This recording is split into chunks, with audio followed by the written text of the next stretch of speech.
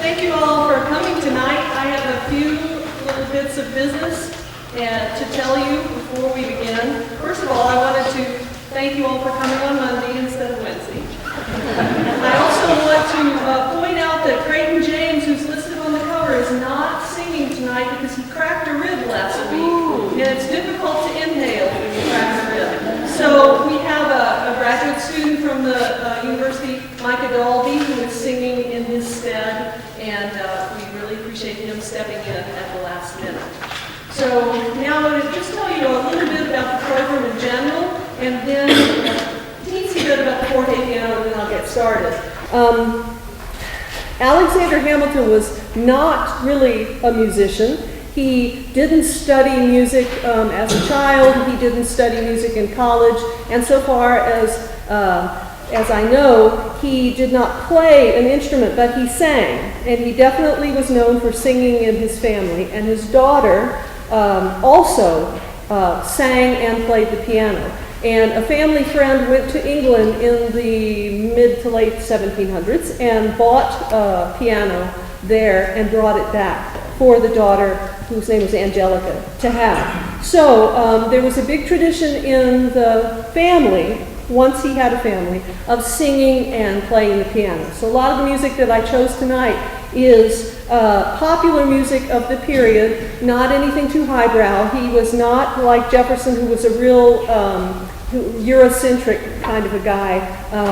Hamilton liked American things, and so I focused on American composers. Then I've also highlighted a lot of music of the Revolutionary War because of Hamilton's role in the Revolutionary War, and I've highlighted George Washington because Hamilton not only served on his staff during the war, but served in his cabinet when he was president. So, okay, a little bit about the forte piano. That's what this is. This is a copy of a German piano from the late 1700s. It has a couple of interesting features. The main one that you'll notice is that there is no sostenuto pedal that you play with your foot to make the sound more legato. There is a knee lever, and the instrument is very tall, and I can't reach the knee lever without going up like this on my toe. So I have a little foot pad to raise my foot up so that I can reach the knee lever. So when you see me putting my foot there, it's not for any other strange reason you might think of. That's why. Okay, the first set on the program is music taken from the Revolutionary War. Yankee Doodle was by far the most popular tune in America during the Revolutionary War, and you will hear it several times tonight. The first piece is a set of theme and variations by Benjamin Carr, who was an American composer, composed after the war, but based on a tune that was very, very Revolutionary War oriented. Next, a choral piece sung by our quartet, written early in the Revolutionary War as a response to the Battle of Bunker Hill. Next, the most extensive piece on the program, the Battle of Trenton. Battle of Trenton was a big battle that Alexander Hamilton took part in. There's a lot of artwork to tell the story of that period. So James Randall has organized a PowerPoint presentation with art of the period, and it's a very unusual piece because it has a part for a narrator. I won't say anything more than that. Then a Thanksgiving hymn that was written to celebrate the end of the war, and even though we're going to take a break there, change the stage around, after that, 3 fiddle pieces that were Revolutionary War fiddle tunes played in the camps and as celebrations when the soldiers would walk through towns. So, we're starting with Yankee Doodle.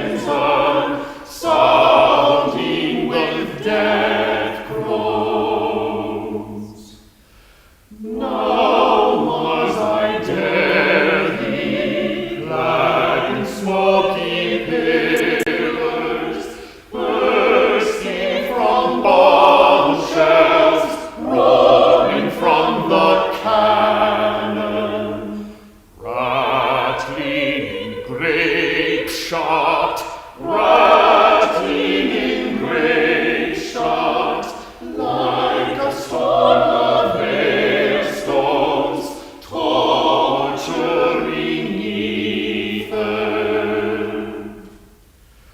Fame and dear freedom lure me on to battle, while awful despot, grimmer than a death's head, stings me with serpents,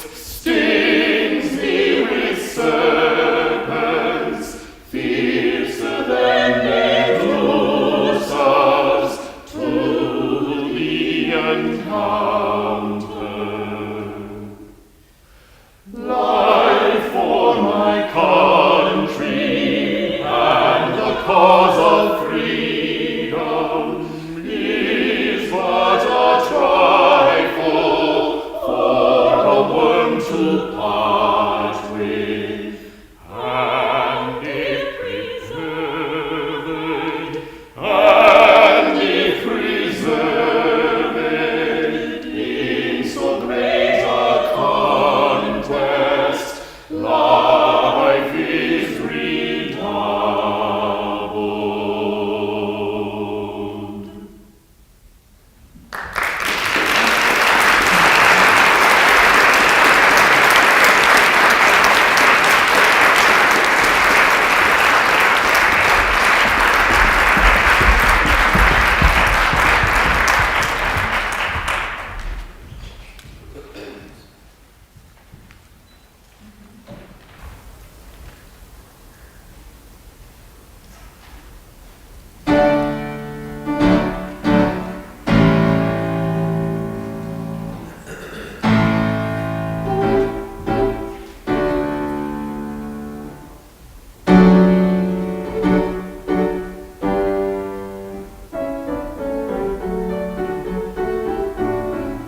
Army in motion.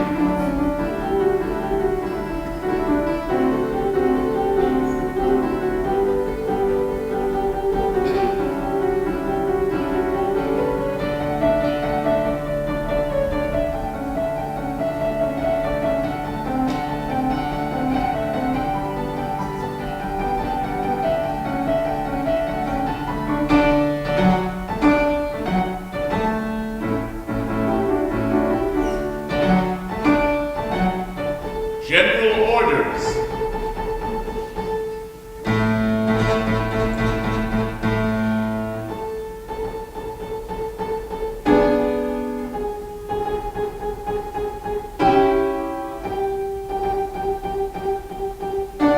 Acclamation of the Americans.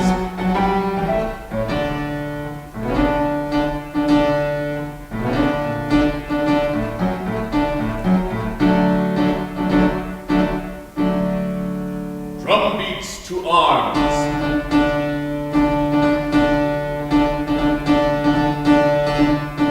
Washington's march.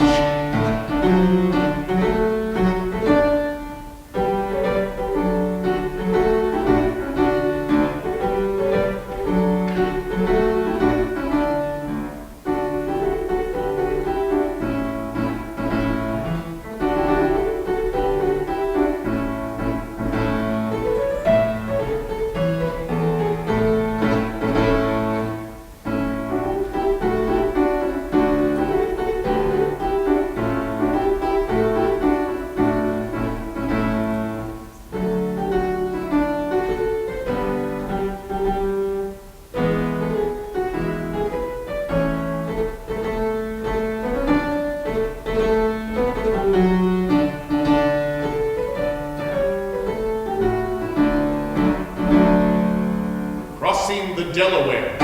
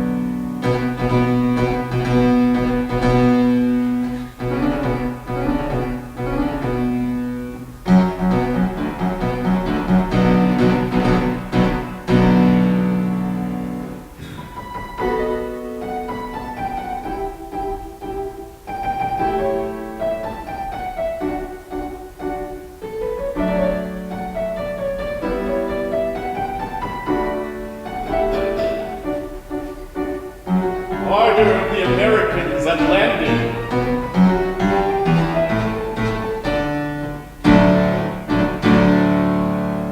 Trumpets, sound the charge!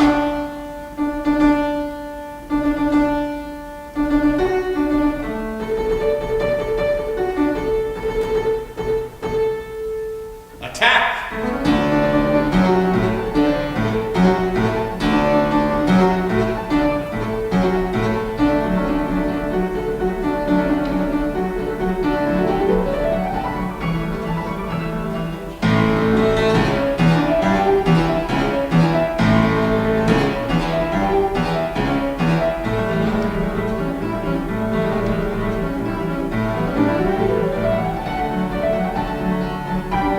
Cannons! Cannons!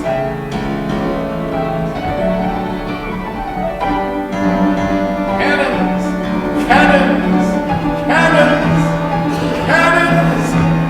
Bomb! Bomb! Bomb! Bomb!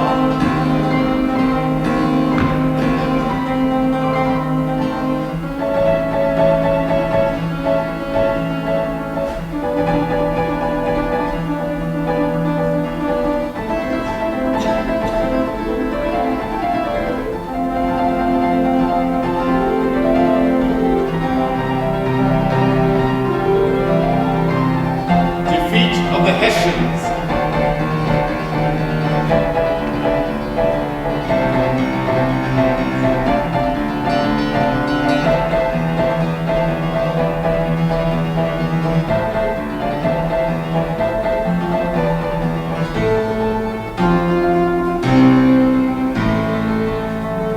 Flight of the Hessians.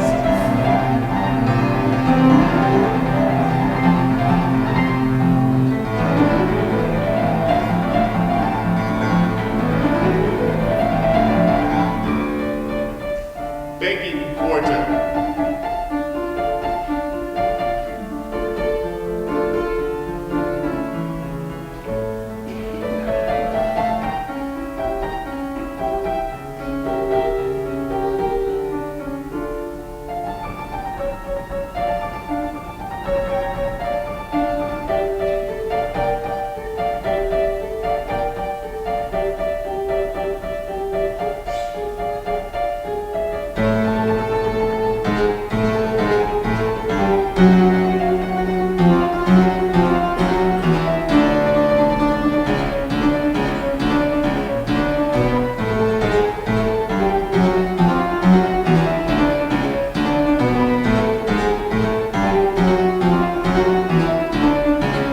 The fight renewed.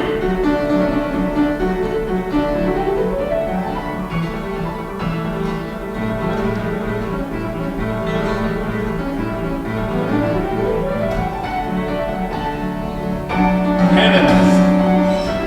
Cannons! Cannons!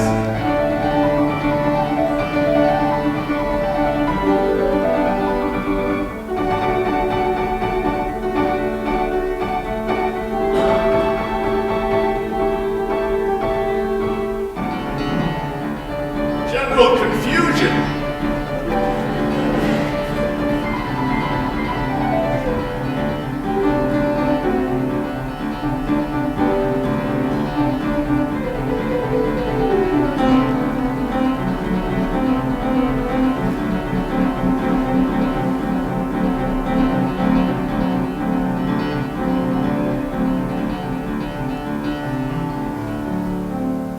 The Hessians surrender themselves prisoners of war.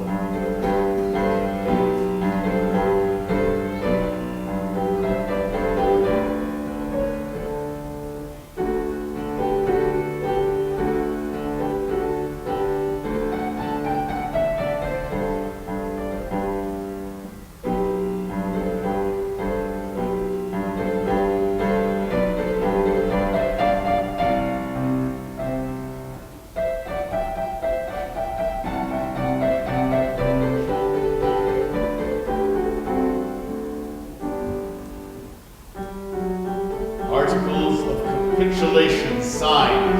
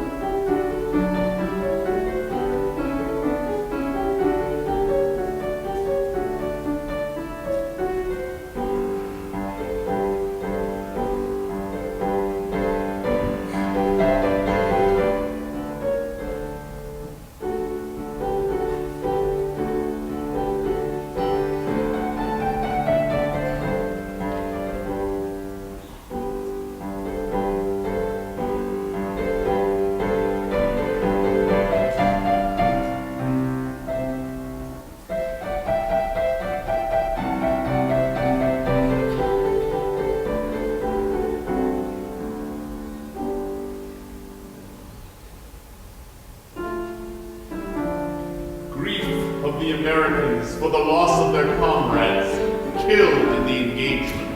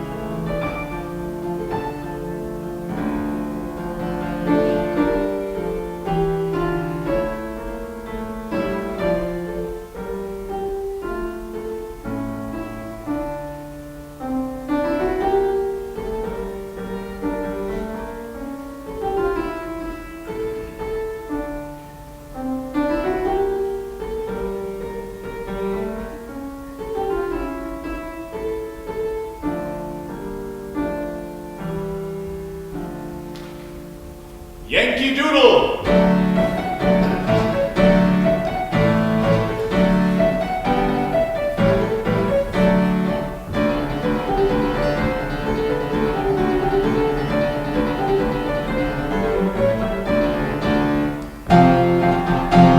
Quick step for the man!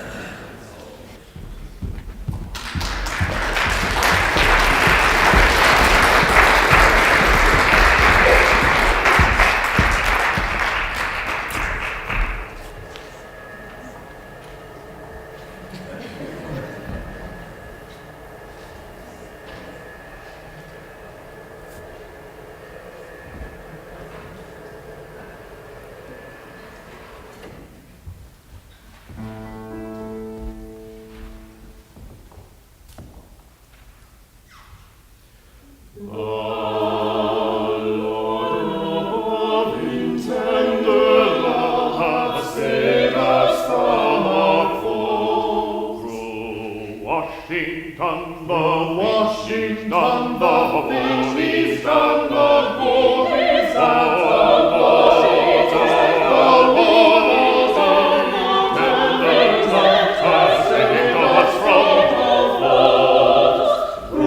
Washington, the thing is done, the war is at a close. Washington, the Washington, the war is done, the war is at a close.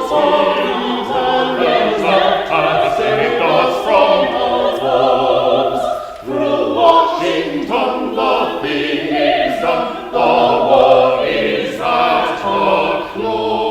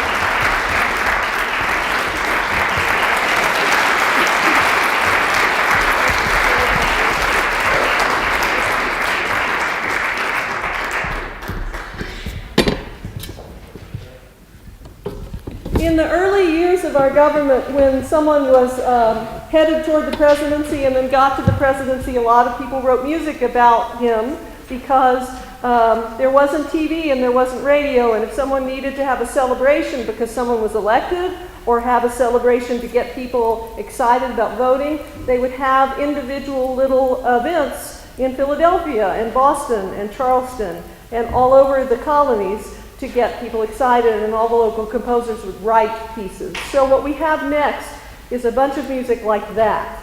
The very first one, A Toast, which was written by Francis Hopkinson, who was a signer of the Declaration of Independence, is in celebration of Washington's accomplishments as a commander of the army. He was not yet president.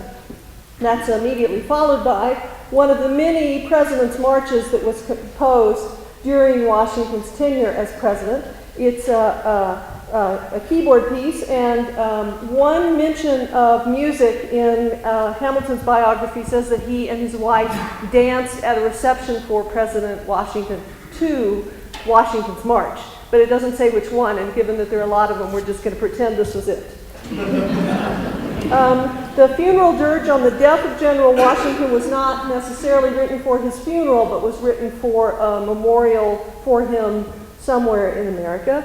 And the last piece in this set overlaps kind of into the next one. And the last four pieces on the program are all very short, so we're not going to have an intermission. The verses for the 4th of July show a phenomenon that happened when a statesman was successful and then died. He would be memorialized in music after that, and it would be in very glowing terms. So in this particular piece, Verses for the 4th, 1801, which was written after Washington's death, it combined a celebration of the 4th with a memorializing and commemorating what a wonderful man he was. It's a very unusual little piece. And Mr. George Jackson Jr. actually wrote this tune, and Mrs. George Jackson Jr. wrote the words.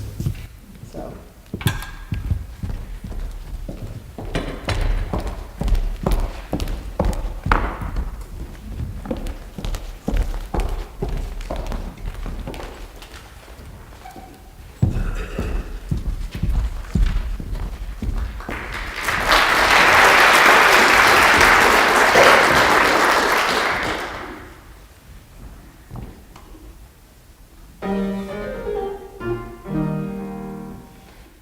Washington's health fill a bumper around, for he is our glory and pride. Armed shall in battle with conquest be crowned, once virtue and he's on our side. Armed shall in battle with conquest be crowned, once virtue and he's on our side, and he's on our side. 'Tis Washington's health loud cannon should roar, and trumpets the truth should proclaim. There cannot be found, search all the world o'er, his equal in virtue and fame. There cannot be found, search all the world o'er, his equal in virtue and fame, in virtue and fame. 'Tis Washington's health, our hero to bless, may heaven look graciously down. Oh, long may he live, our hearts to possess, and freedom still call him her own. Oh, long may he live, our hearts to possess, and freedom still call him her own, still call him her own.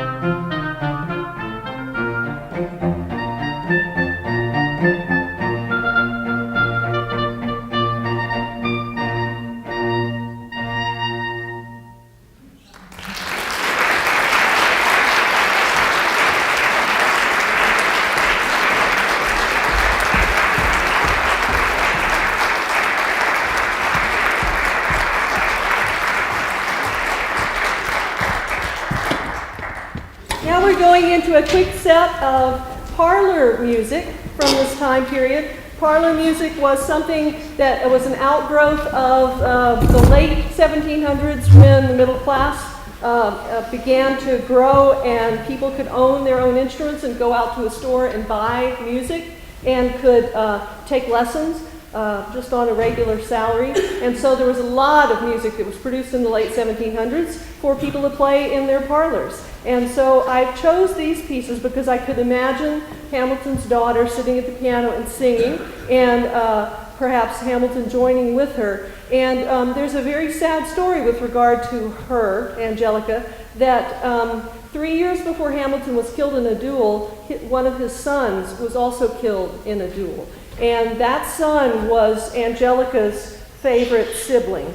And when he died, she lost her mind and never moved ahead emotionally or in her mind from that time. So she was locked forever, even though she lived for a long time, in the late 1700s. And so I imagined that the music that she would play would be the music from the late 1700s, even though she lived past then. And I was especially drawn to the second song in the set, How Blithely Passed the Summer's Day, because it sounds like it's a real cheerful, sweet little song. And just wait till you hear verse 2. And the last one of the set, the New Medley Overture, this is something else that went on in terms of parlor music. If there were popular tunes of the day, the singers shouldn't have all the fun. So what the composers would do is take all those popular tunes, string them in a row, connect them with a little bit of connected material, and call it a medley overture. And there were a lot of these that were written for keyboard during this time period. And this is one that highlights several popular tunes of the day, some of which we know today, some of which we don't. And they are Hail Columbia, which was the most popular patriotic song other than Yankee Doodle until the Star Spangled Banner came around later. Hail Columbia, Bluebells of Scotland, When Pensive, Irish Washerwoman, Sweet Passion of Love, and you guessed it, Yankee Doodle.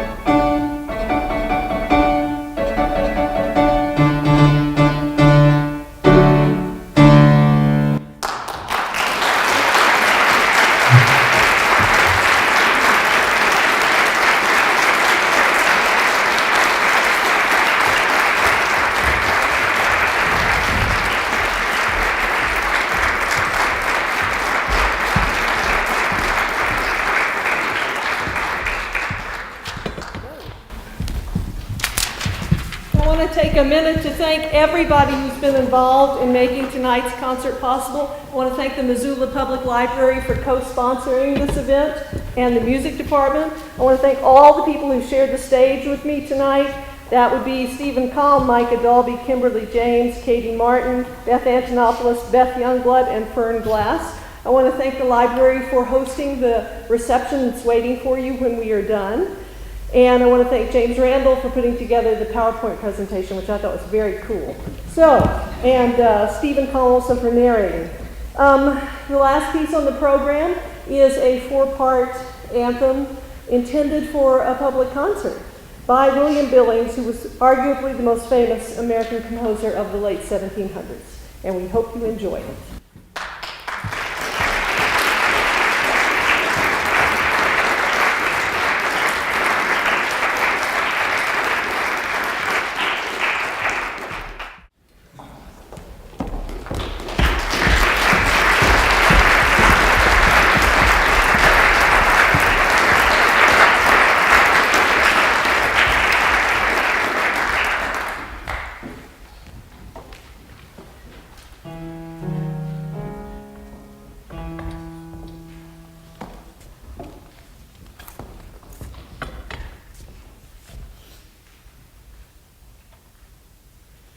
We are met for a concert of modern invention to tickle the ears of present intention. The audience are seated, expected to be treated with a piece of the best, with a piece of the best. And since we all agreed to set the tune on me, the author's darling key he prefers to the rest. Let the bass take the lead and slowly proceed till the parts are agreed to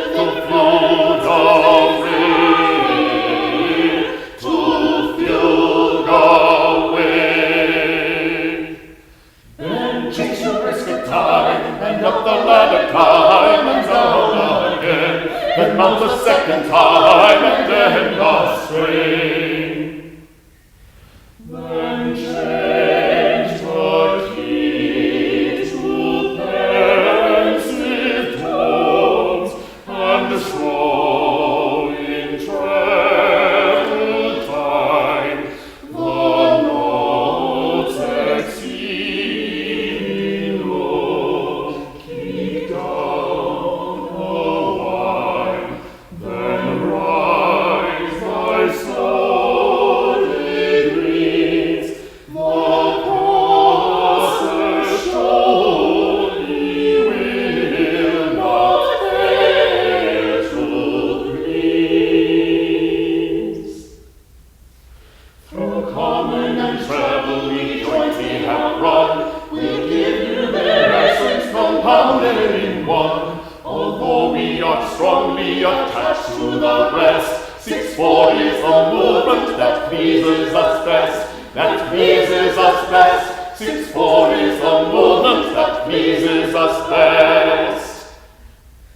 And now we address you as friends to the cause. Performers are modest and rank their own laws. Although we are sanguine and clap at the bars, 'tis a part of the hearers to clap their applause, to clap their applause. 'Tis the part of the hearers to clap their applause.